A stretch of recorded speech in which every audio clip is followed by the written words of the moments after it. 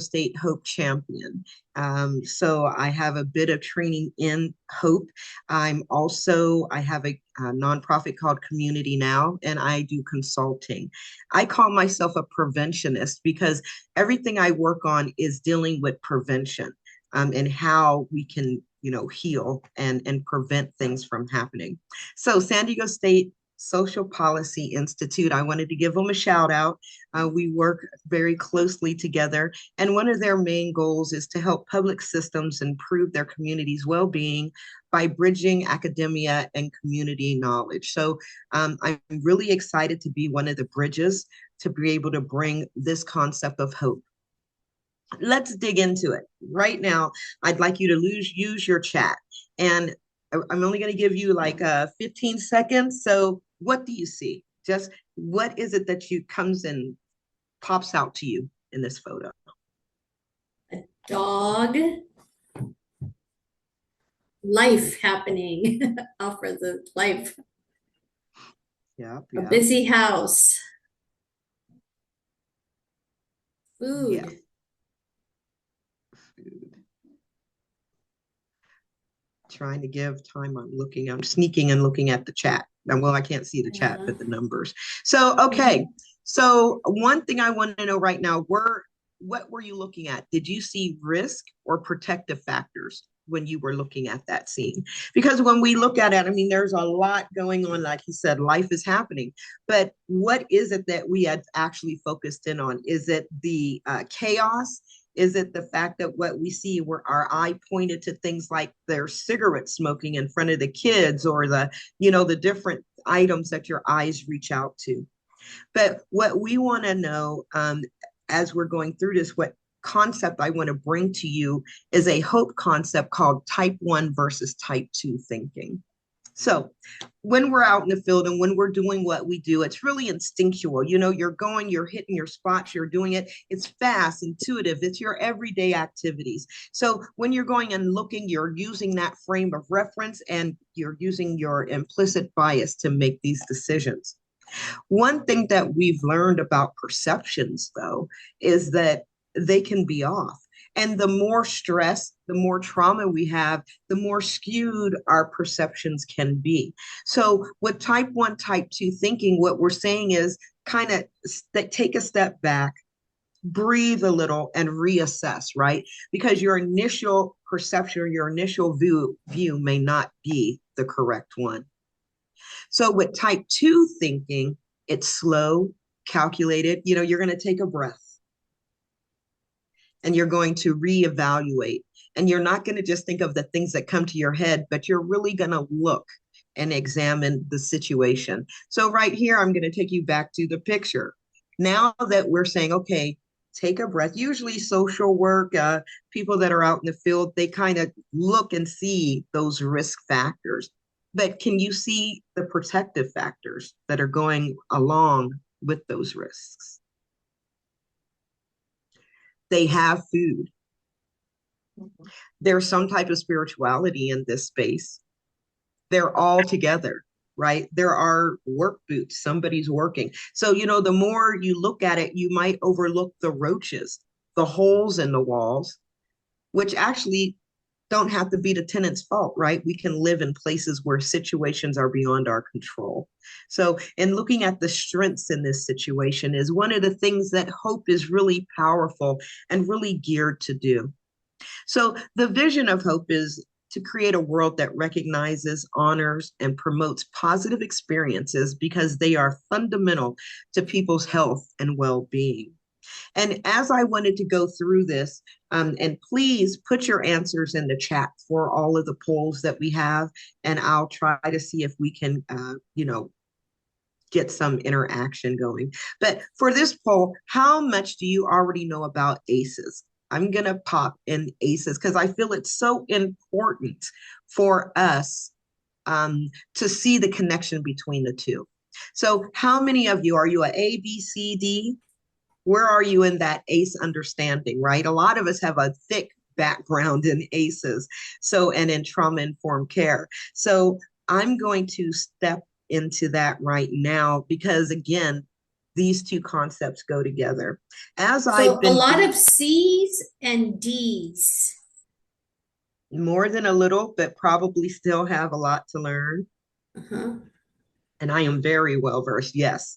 As I expect that most of our audience is probably very well versed in the ACEs and trauma. So thank you for that. Mhm. So as we look at these ACEs, and this is kind of redundant, but really, as you look at these ACEs in the center, those are the 10 traditional ACEs. And if you look at the other adverse experiences on the side, you can see that, they've added some. I use myself. Why do I do this work? I do this work because I am a product of. So I disclose my information. I have a 10 ACE score. And if you look at the other side, I have two of those. So I'm a 12 in this scenario. So as you're looking at the people that you're working with, they may have these heavy ACEs coming into hope. And I really am excited about having my ACEs and looking at hope because when you look at all of the symptoms that come along with the trauma, right? How do we alleviate this? I'm going a little deeper into the ACE in this training because the point that I want to bring home here is that hope really does support ease, mitigate a lot of the symptoms that we see from trauma. So those early adverse lasting impacts that we see, with health outcomes, mental outcomes, all of those, keep them in your mind because it's the foundation. But what we found with hope is that yes, those challenges that adversity is happening, but our families are resilient. And what we want to bring forth is the hope that we can celebrate in the families that we are working with. So here's another poll, and I'm going to wait a little longer for an answer on this one. How much do you already know about positive childhood experiences?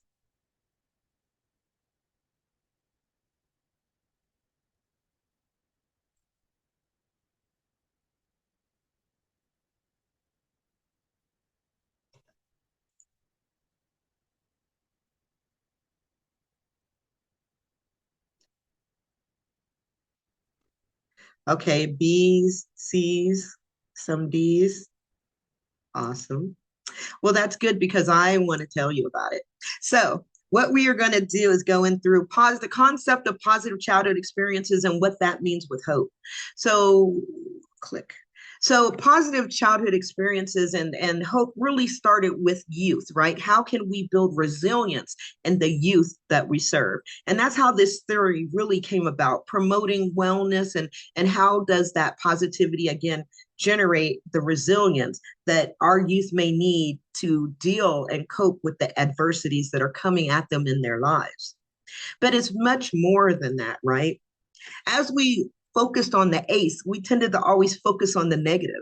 And what Hope is saying is yes, those deficits are there, but it's very important for us to be strength focused and strength based. So Hope shifts that narrative and allows us to define people not on their weaknesses, but on their strengths.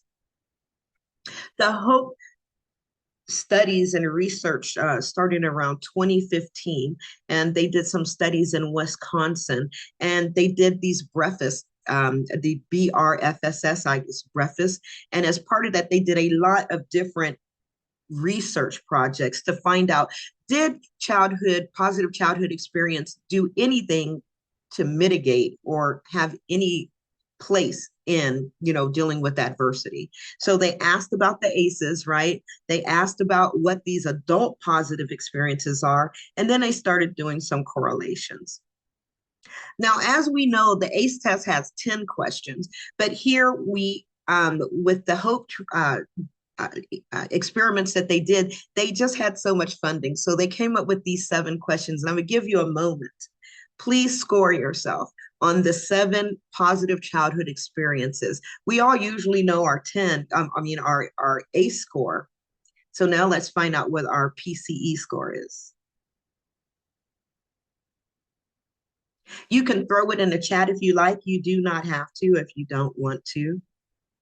What I found interesting now while you're adding up about this exercise is when I took this, I didn't find any. I did not have one. And I had to actually go back to the type one, type two thinking and stop, breathe, and reevaluate my life. And I was able to pick two that happen intermittently in my life. So it's really interesting to see how the techniques of hope help through the whole practice of it. So did you guys put any numbers in? Ooh, that seven is Oh, really awesome. Thank you, Pamela. Okay, one. So, like I said, when I first looked at it, I had none. And I was depressed. I was like, man, that's why my life was. But what I saw when I really started using that type two thinking is that there was someone that at some point in my life did things that actually impacted me. And I go more into personal because I believe this is all very personal. And those that you are serving, it's personal, right? So I had a teacher when I was in fifth grade. My dad said this real quick. My dad said because we weren't eating, it was because we were vegetarians. That's what he told me. I was in fifth grade. So I was on campus, at the school, and I was standing outside of the lunch line. And my teacher came up to me and said, "What are you doing?" And I was like, well, I didn't know what to do. And she said, "Well, why aren't you eating?" And I said, "Because I'm a vegetarian." And the teacher took me, put me in a lunch line. And from that day on, I was set up for lunch. I remember what I had for lunch that day, and that was in fifth grade. So when we're talking about the impact of these isolated incidents, they mean so much. So when we're dealing with our clients and we're talking to other people, it's so very important to sometimes try to help them find what brought them through some of the challenges that they were, dealing with at the time. Positive childhood experiences. This is kind of the way that they set it up. If you have up to two positive childhood experiences, they're saying that that population that they tested had 51% were saying that they had good mental health with only two positive childhood experiences. As they went to three and five positive, they saw that it moved to 75%. And those that had six to seven, they had basically very good mental health. 87% stated that they had very good mental health rather than having depression, anxiety, and those other challenges that those with lower PCEs have to deal with. So I found this really empowering because number one, they're saying with the ACE, right? They're not saying, oh, if you have no ACEs, but you have these positives, then you'll be good. This is saying, even with your ACE, if you have these positive experiences, you will have better outcomes. So more PCEs reduce chronic conditions. They reduce the rates of depression. Different studies that Refus has done, they lower rates of heart disease, improve physical health, and those people are more likely to be employed. What I really found interesting about this PCE study was that it said there was less cigarette smoking, right? Less alcohol. Now, these are our coping strategies right here. So it's saying that positive childhood experiences trump coping strategies, right? Because we're trying to teach our people how not to smoke and how to do this. But this study is saying that if we build positivity into not just our youth lives, but adults, if we build positivity into our lives, we can reduce negative coping strategies. So that's saying that with the absence of PCEs are more damaging to our long-term impacts than the presence of ACEs. So those who have no positive experience to remember, no positive experiences to see at the present are going to have much more stress, a larger challenge with their mental state to stay balanced because the positivity is definitely, we're finding an ingredient that must be in that soup, as we want to say, to wellness. So hope is the now what to the adverse childhood experience. And I get touchy here because I'm into ACEs and I'm into building coping strategies for trauma. That's my thing. But they're saying it's the now what? I was in class and a gentleman said, I love the way that he said it, take a piece of fabric and imagine holes all in it in the square fabric. There's a bunch of holes. And then think of those being the adverse childhood experiences, all of the holes. But then hope comes in as another color of fabric and kind of weaves in to the holes to make the fabric strong again, right? It's not going to replace the hole. That's the one thing I'm trying to say. It's not going to replace it, but it's going to reinforce it and give that person power. So when we talk about that with adult mental health, that even in the face of ACEs, that we can excel and strive with positive childhood experiences, what does that mean to you? Could we get just a couple of comments? Does that surprise you? Would you think that positivity had that much of a role to play in our wellness? We know the negative does, right? So I found it really astonishing that this research shows overwhelmingly that positivity is a healer. I'll move on. So there are the four building blocks of hope. And this is really how we center our work. And those blocks are engagement, relationship, environment, and emotional growth.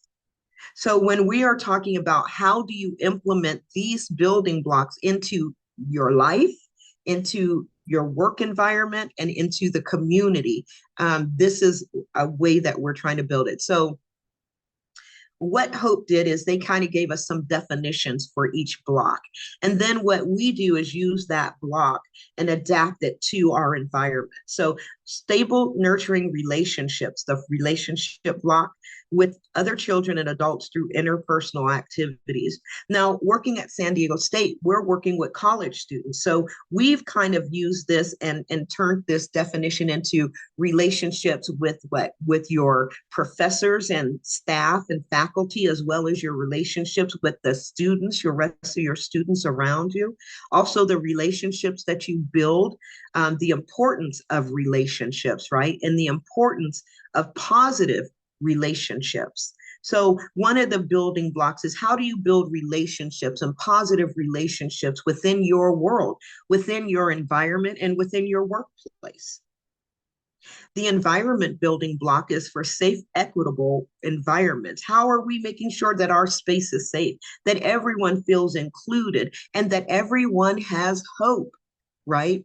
We're all overwhelmed. Burnout is across the board. How can we bring hope in without rewriting everything, number one, but to build us as we are implementing it, not just having another thing to add on to our plate, but how do we build it out?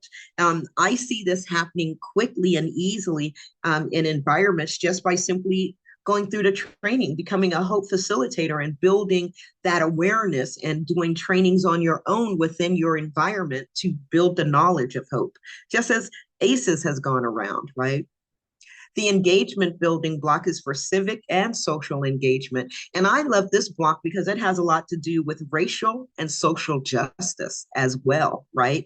And I like hope because hope includes racial and social justice. So it's all enveloping of our lives and how we can bring hope even to something that right now could be just so intense, right? And decisive, divisive. Um, the emotional growth building block is just going through the journey of learning hope and bringing hope into your life builds emotional growth. When I see it as I implement as a champion different programs into environments, emotional growth happens. How we see positivity in our lives and how we can give that positivity to others, even through the stress, right? How we build that positiveness that reduces burnout, right? Helps increase employee retention, all of those different things. So Sure, I we have kind a of couple of comments. thank you. Somebody, Afra said, some believes that with positivity and the following all the healing actions, all the holes will be mended or disappear. And here we talk about trauma and journey we each have been through it and are still on. And Samantha says the hope doesn't surprise her, but had never really thought about it before. Thank you for that. Yeah, it's not like it's rocket science, right? We're not rebuilding anything. We're just bringing some basic fundamental uh, factors back on the table and saying, what if we do this, right? So, how do you promote equitable access to one or more of your building blocks in your work? I'm just wondering if anyone could throw into the chat, are you doing anything? Because we're already doing stuff, right? We're already building our practices on positivity. We're already moving in this direction. So could you guys throw through things? What are you doing now? And I really get excited about what building block kind of resonates with you.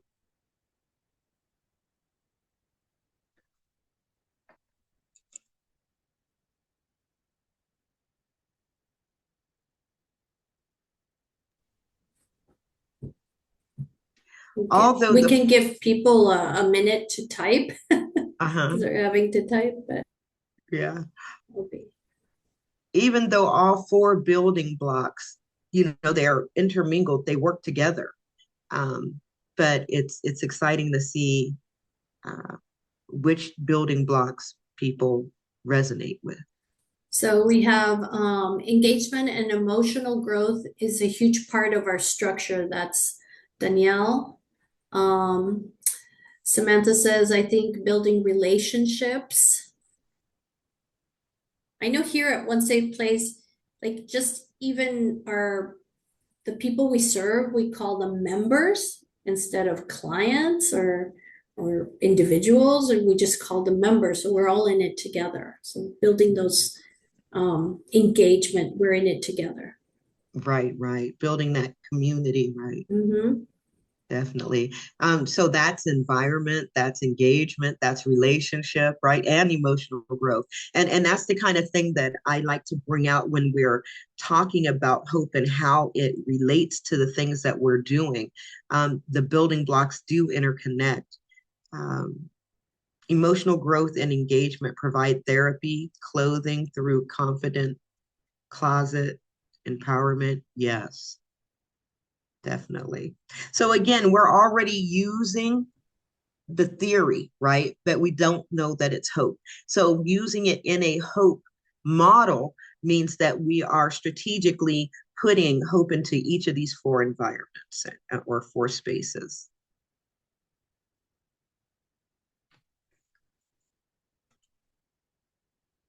I'd like to talk about the multi-generational approach. At the County of San Diego, there are several employee connectivity and strengthening culture, adding new engagement challenges such as good health and now Snow Wonder. Oh, that's cool. We're focused on moving, active, healthy eating, creating teams to motivate to accomplish healthy goals, mind and body. That's awesome.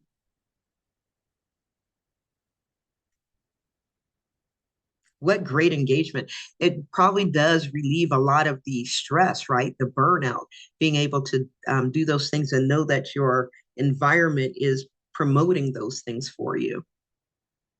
And that's exactly what we're talking about. So, multi generational. I told you that I'm a 10 ACE score. And as I look at my daughter and as I have raised my daughter, things like generational trauma have been on my mind and how do you reduce that? So in using the hope building blocks, one of the things that they're trying to do is exactly that. I'm a 10. My daughter took the ACE test and she's a 4. That's breaking generational curses, right? That's building and supporting our youth and giving them more chance at development than we had. So with this multi-generational approach, what we're saying is that with the four building blocks, not only are they definitely focused on youth, on building childhood experiences, but also adults and adult positive experiences. How are we interacting?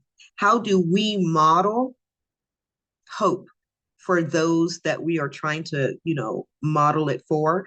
And how do we see the impact? How do you literally see that when we're working with our families and helping them, the adults, with their challenges, that that that modeling is improving the lives of those that they are bringing up with them?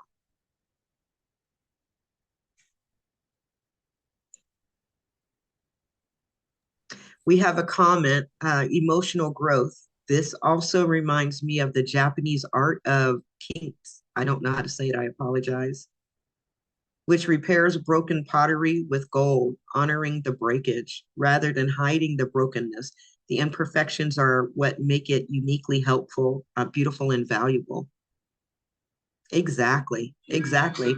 And that's what makes each of us, right? And I believe that even through the multi-generational approach, but just the approach of adult to adult is so important. As I'm training and facilitators in this, I think that it's so important for us to understand, to bring it into our lives. What is hope in your life? How can you bring hope to others? How do you look at each interaction that you are communicating and you're entering into a discussion with someone? How are you bringing hope? How are you bringing that positivity, even if it's a kind of a negative kind of conversation? Where is the hope? And I think that that is kind of what uh, hope is trying to do, instill that positivity into every part of our lives. Are there any questions? I do have some more, but and I want to know, I'm sorry, I'm not able to see the clock. How much more time would I have? It's 1:32, and this meeting goes till 2:30. Okay, So you have plenty of time. plenty of time. So are there any questions? Uh, you guys, I'm sorry, but I'm used to live audiences as far as seeing people. So I'm moving fast and the questions are, I guess, coming a little slower. So I want to slow down my pace to make sure that everyone's able to interact. With no questions, we will move on. So, what is one change you think you can make to incorporate hope into your work?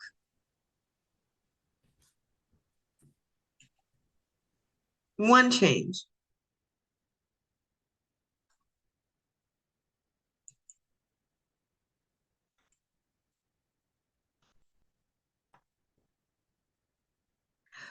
One change that you can incorporate to. I'm working with, I'm doing a pilot. Thank you, Pamela. I'm doing a pilot for hope. And our goal is to do a needs assessment. Some of this is in the information. And then we look at that and create activities based on it.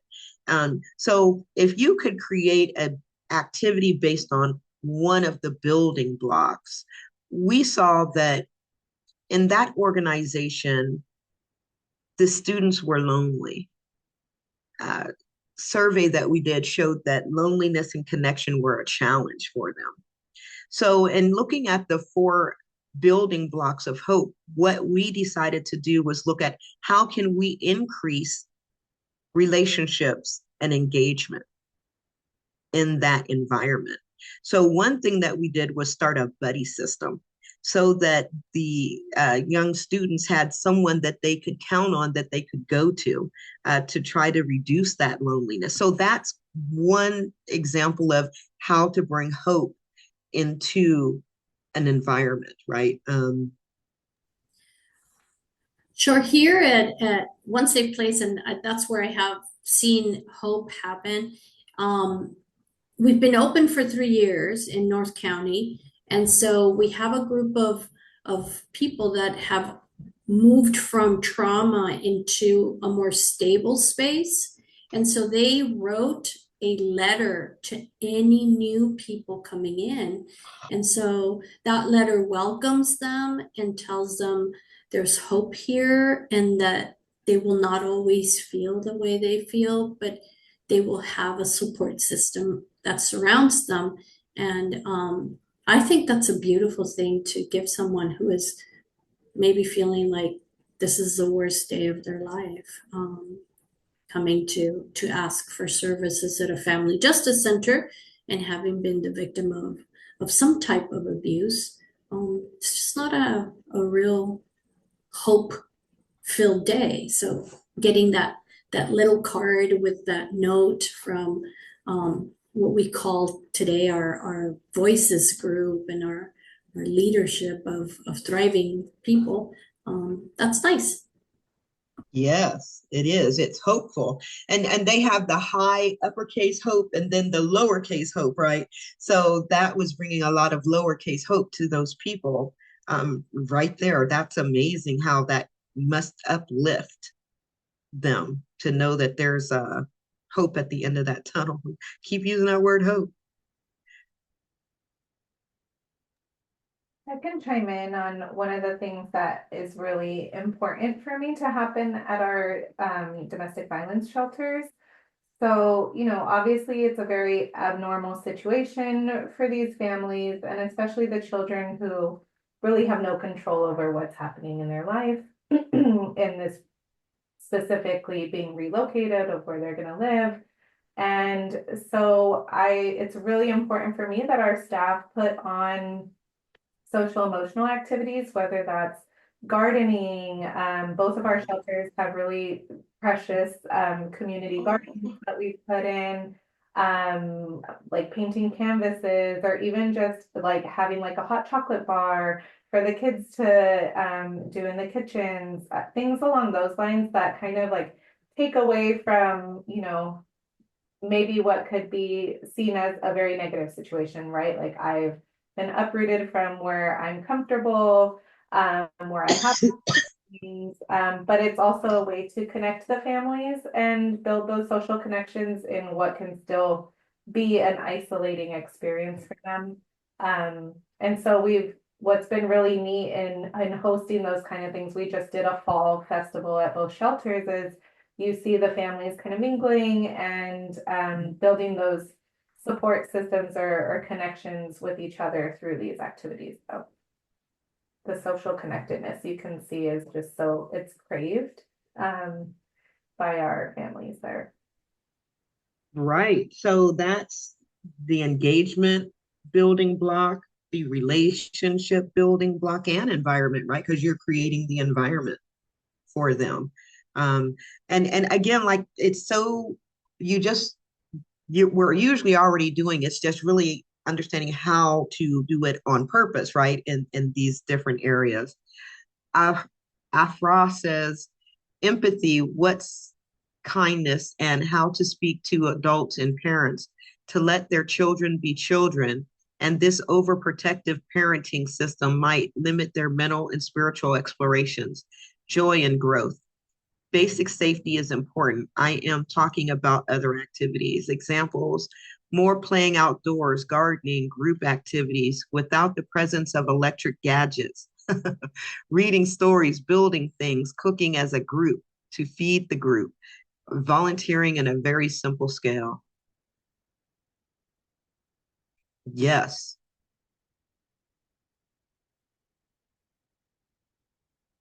That's engagement, that's environment, that's again, we're hitting a lot of the different building blocks. And it's interesting how easy it is to connect this model to everything we're doing. I think that's the one thing about it, other than the ACE, is that hope can be adapted into any environment, into any space. Um, oops.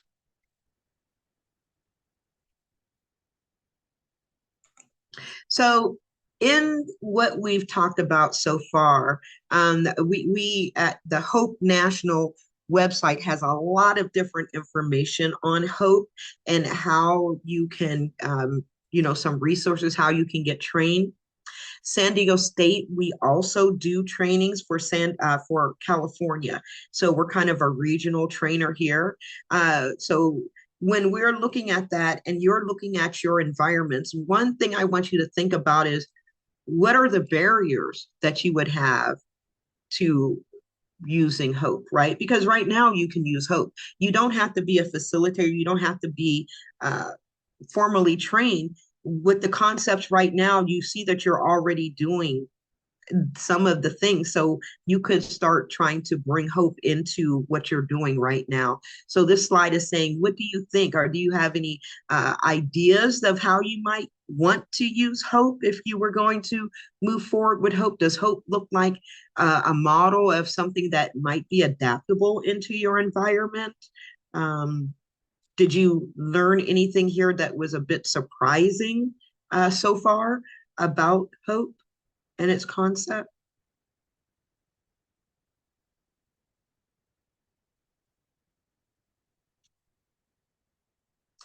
As a trainer, as I was looking at Hope and I had them, when they did the 101 for me, I was very excited in how we could just put hope right at the end. It's not like you have to recreate the wheel. It's you're able to implement it into what you're doing currently instead of having to, like bring a new theory in and try to build on that. So there are 5 levels of individual learning and certification with the HOPE framework. So HOPE resources, you can get direct service providers and managers. So then the next level would be, I'm trying to move you guys, the virtual learning hub where you can go and get, like I said, some resources and things that you can use on your own to implement HOPE into your environment. And then we had the facilitators. They're certified facilitators and they learn to spread the word like I am right now. They're spreading the knowledge to you for you to be able to see if you like the model or if you'd like to see if you want to implement it. Then there's the champion, which I am. So Hope Champions facilitate organizational change. So I can work with any organization to help them bring hope and implement it into their policies, procedures, as lightly or deeply as they want. And you are also welcome to take the training to become Hope Champions or facilitators yourself. And then there's the organizational certification, where organizations want to be certified as Hope Informed. And that's like RADIES. CFWB is also online to becoming a Hope organization. So there are a lot of organizations in our community that are already taking the steps for organizational certification. So as I said, SDSU's Social Policy Institute, we're excited to support you in any of these rounds if you are interested. So Hope in Action. If you were to have Hope come to your organization, there are screenings and assessments that we would do. Just as I said that we did with the college, we would do a needs assessment to find out what it is that your gaps are and how you would like to fill those gaps. So we do a needs assessment. Once we find that needs assessment, we start building activities and things that can be put in to implement, as well as we look at intake forms, different forms and things that we can support and how to build them into a strength-based form. And we provide referrals. Hope implementation, we do policy review, we have Hope for equity advancement, and we create an internal culture of hope. I think it's so important. I always felt when we were dealing with ACEs that why didn't they bring it to the people? I felt it stayed up in the clinical realm and it was kind of untouchable to the regular people. And then when we were able to get the concept, it seemed so not only negative based, but convoluted, right? I didn't seem to have an answer. There seemed to be no answer for that ACE. So now that we have Hope and we have an answer to go along with that ACE, it's exciting to be able to implement this and to ensure that the families not only are seeing equity and those that are giving and providing hope by implementing hope within their internal system, but also them being able to bring hope to their members and be able to help their members see how to build hope in their lives and the lives of their youth. So there are two different, right? Internal and external, how you want to look at implementing hope. That is my presentation. And you guys, I really would like to, if we could do some type of discussion on what you're thinking about hope. I'd like that. If you could, I will put this code in the chat. Well, can I do that? Sure, let me see if I can open everybody and unmute. This is we have a webinar system, but let's see. I might have enough to allow everybody to unmute. Give me a second.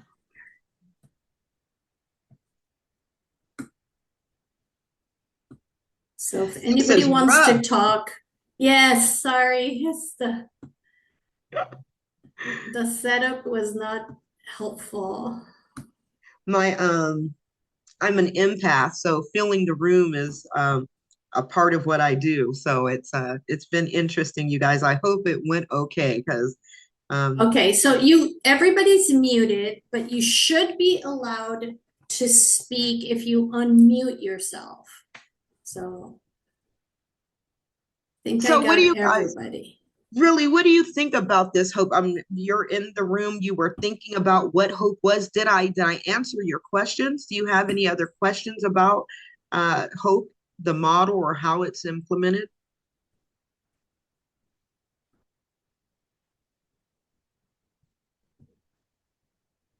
Thank you, Kirsten.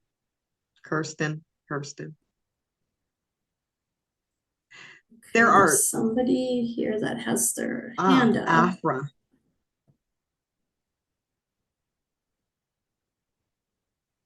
Go ahead, Afra. You should be able to. Yeah, you should be able to speak.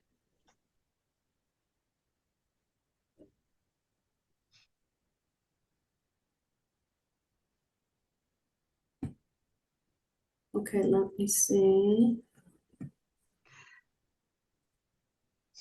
So with hope, do you guys see why the building blocks are so important to bringing hope into your environment? As I'm doing the Hope Facilitator trainings, it seems so important for us to bring it into ourselves, to understand hope personally, to be able to give it to others. When you have burnout going, you're overworked, you've got this going on, you've got that going on, to look at, oh my God, bringing something else on, it's just overwhelming. But if we realize that we are already doing it, and that as bringing hope in could actually support us rather than, add work to us, but actually support us in the work. I remember when ACEs were getting a lot of push, and I feel the same way you do, Shor. Like, why am I gonna tell people they're like a 10 and then what? Like, this is not very helpful. Afra, let's see, can you speak? Oh yes, I can hear your voice. It's working. Can you hear me now? Can you hear me? All right, thank you so much. Thank you so much, Shor. I love everything. It's nice to have a reminder, because sometimes we take it for granted that, oh, we've been working in this field for that many years and been into these trainings, and I'm on it. And actually, we will never. It's a changing science and different scenarios, different stories, which makes us so humbled and grateful. And remind us how to be, give gratitude to all the knowledge that we are receiving from everyone. So I love the concept, the American concept, if we always talk about positive things and cheerful things and successful things. I come from the other side of the coin, where I say, okay, now tell me, what are the challenges you face when implementing hope with other agencies and programs and communities? So we can overcome and find solutions to say, well, I've seen it also in my group. So how are we going to talk about it? Because sometimes we fixate on the success Yes. And we say, let's not talk about the bad things because it's really not a bad, good aura. Please tell us what are the really things that you said, darn, I want that wouldn't happen. So we can talk about it. Thank you so much. Thank you, Afra. So I think one of the biggest challenges with implementing hope is that people start too big.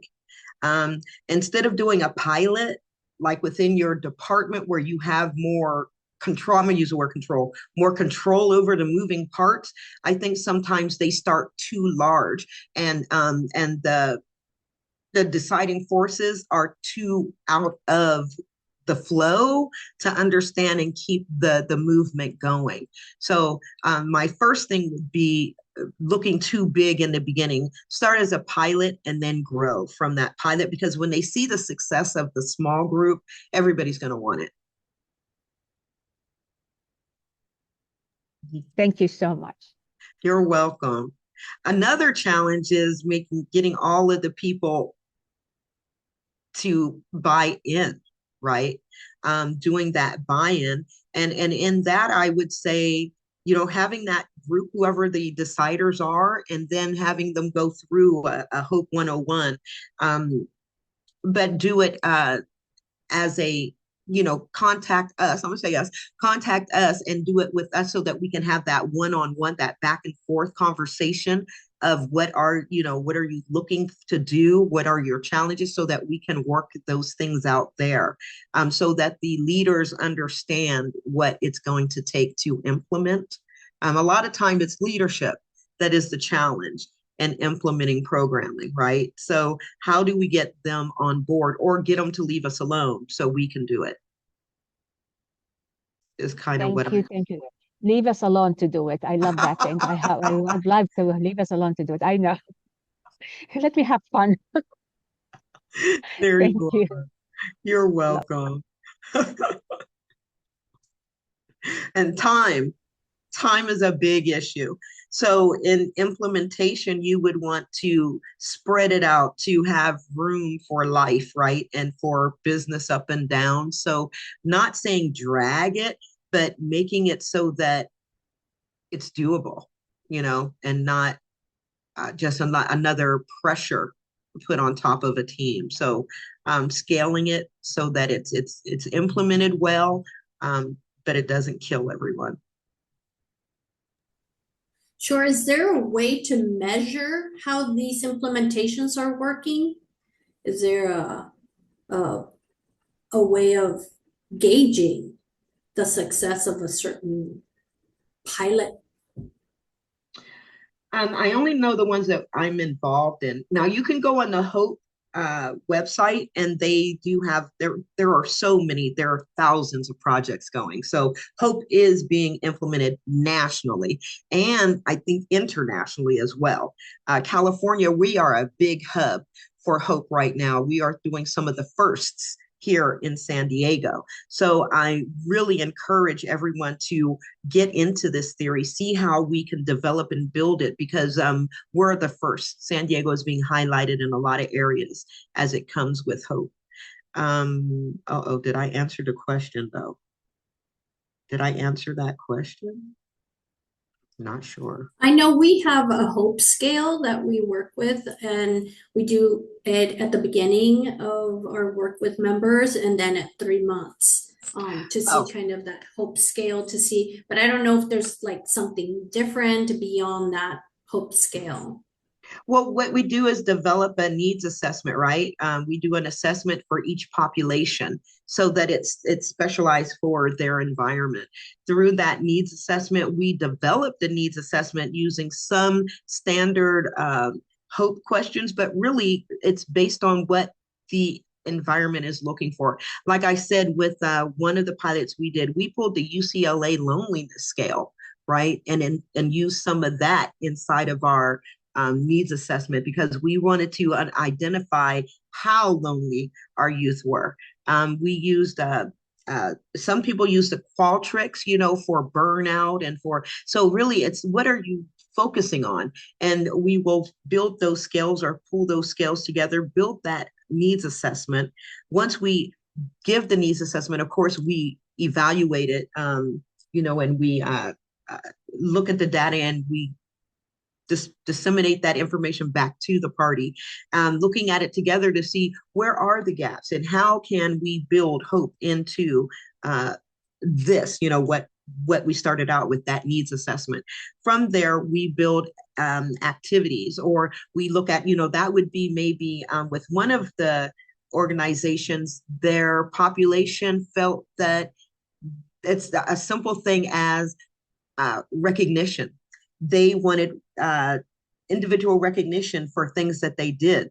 And when we did focus groups with that, so we can do focus groups, they stated that they wanted some more recognition. So when we did our steps, we added an activity for maybe that organization should have a monthly,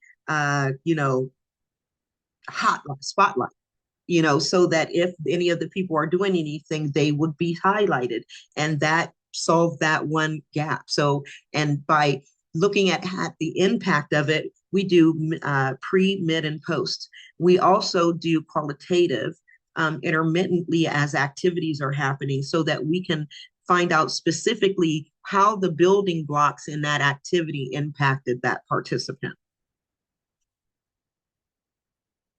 I think that answered you way better. Thank you. Thank you, Shor.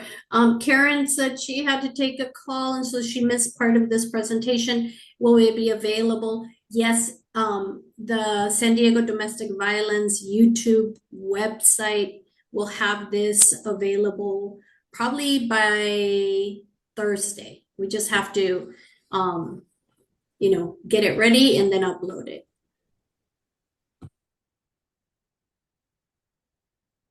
Yeah, so Dulce, the way that I started doing hope trainings was simply cutting out pieces of hope that I wanted and put them into my own presentation of what I was already presenting. Like type 1, type 2. Type 1, type 2 blew my mind. And when I delivered my practice presentation to a friend that had very high A score, that type 1, type 2 thinking help them see more positivity in their life. So I took type 1, type 2 and built on it in a current presentation that I was doing to bring that principle into what I'm currently doing. So you can do things like that. It's not, again, it's not reinventing the wheel. It's bringing those concepts of hope in to your environment so that they can, bring that positive impact. By no means am I saying don't do full on hope presentations like this one and introductory ones. That I'm just saying it's so adaptable that, and the principles are so empowering that just pulling a couple of them into what you're already doing really can support you.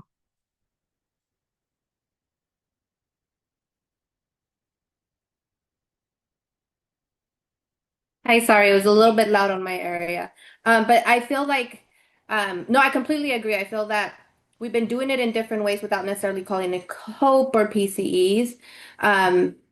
In the therapeutic process, but it's great to be able to have that education go in different professions and different levels that we meet our clients, because education and educating our clients on these things can also help them identify it early on in whatever journey they're in.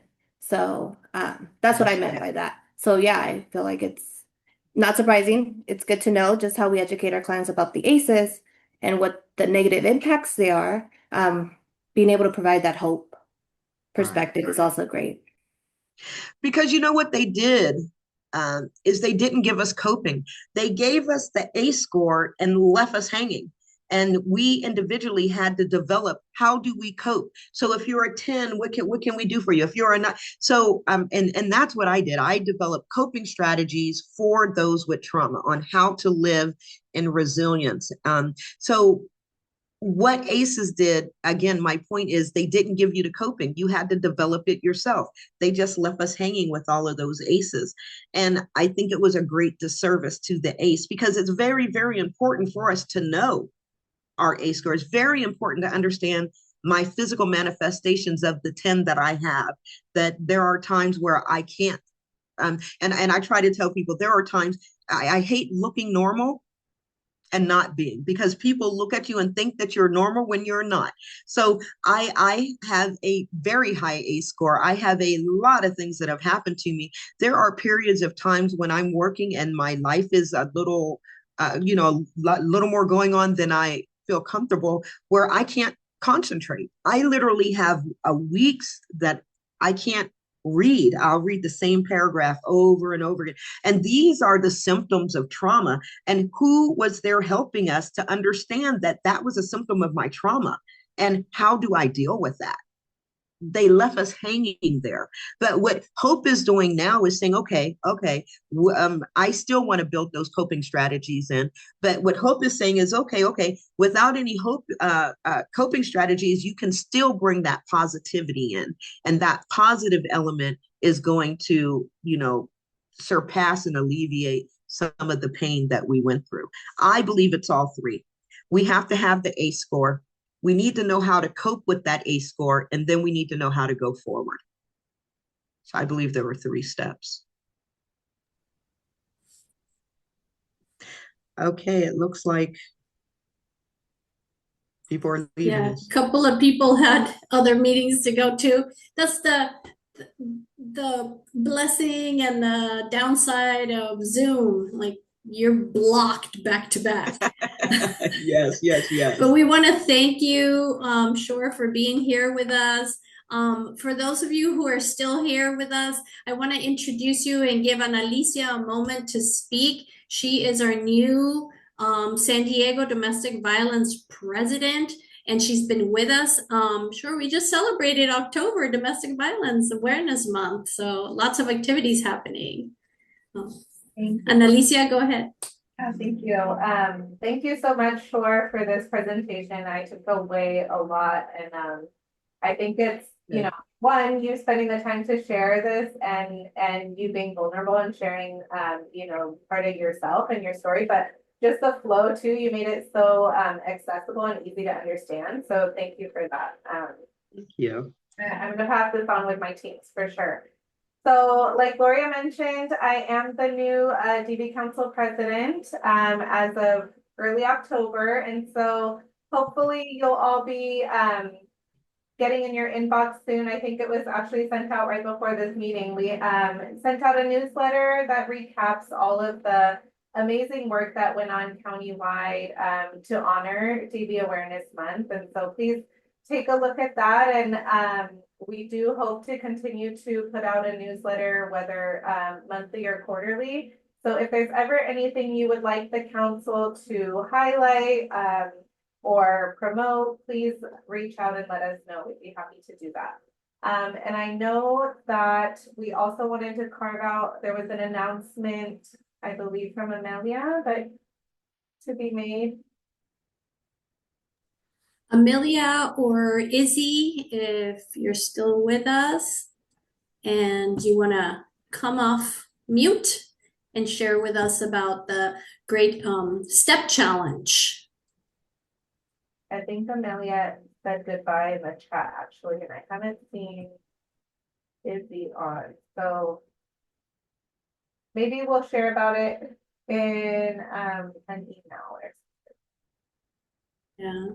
That was another email that was sent to everybody about HHSA's step challenge. So if you're part of an organization here in San Diego County and you want to get involved in a healthier just group, you can join the step challenge. We sent out a link. We'll be updating the link, the email with a link so you could get more information, but just really positive things.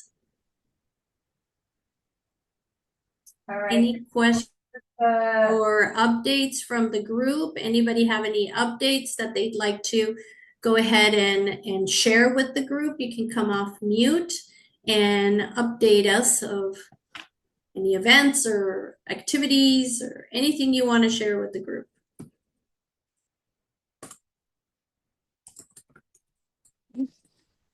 Sorry, I missed that last part. Can you repeat it? The step challenge part, Danielle? Yes, if you're able. Yes, so the step challenge is in a program by HHSA, and I'm not giving it enough justice. But there will be an email sent out that has an active link to take you to learn more about it. But it is a program that any agency, any organization, any group in San Diego County can join up to be part of. You just need your HR or your leadership to form a team, and the teams will be kind of posting how many steps they're doing as part of this step challenge. So it's a way to encourage movement and healthier, and just health and a healthier way of spending our day. Because sometimes we're sitting down a lot. Nowadays, I feel like I'm sitting down a lot. I have to carve out time to get up. So this is a great way to do it as a team. Oh, I love that. Okay, thank you. And any updates from anyone in the group that you want the rest of us to know about? Your agency?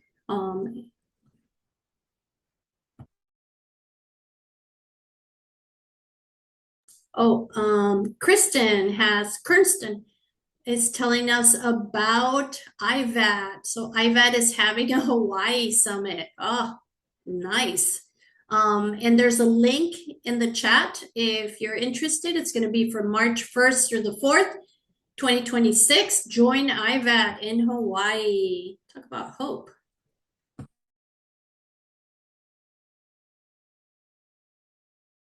Yes.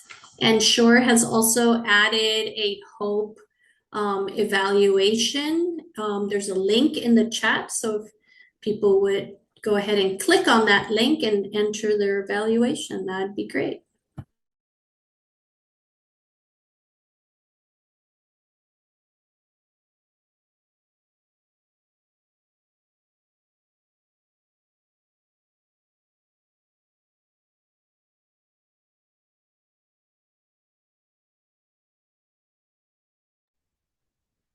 Thank you, everybody, for being here. We'll be seeing you next month. And we'll send out an update of our meeting dates and trainings lineup for 2026 to let you know what's coming up and when to join us, and hope to see you here next time. I do have one more question. Sure. So I was referred to this meeting. We do work out of the care center in National City. I would How would I get onto your guys' emailing list for the next meeting? Oh, it's very easy. You just go to the San Diego Domestic Violence Council website and sign up to be notified of any events or activities. Okay. And I can put the link in the chat. So anybody that was given this link and said you should check it out, we'd love to have you as part of the DV Council, and you'll get notified of anything that's going on in San Diego. Thank you. Mm-hmm.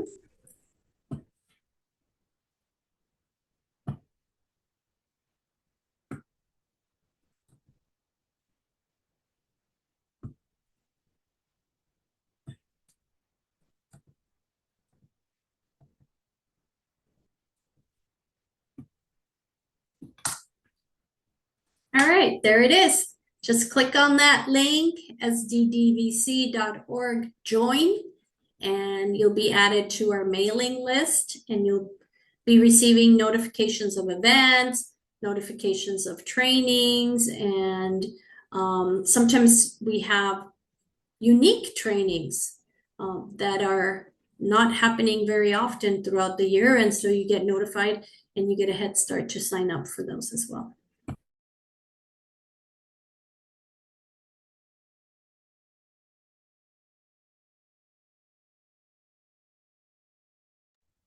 Thank you, everybody. Have a great rest of your day, and thanks for joining us.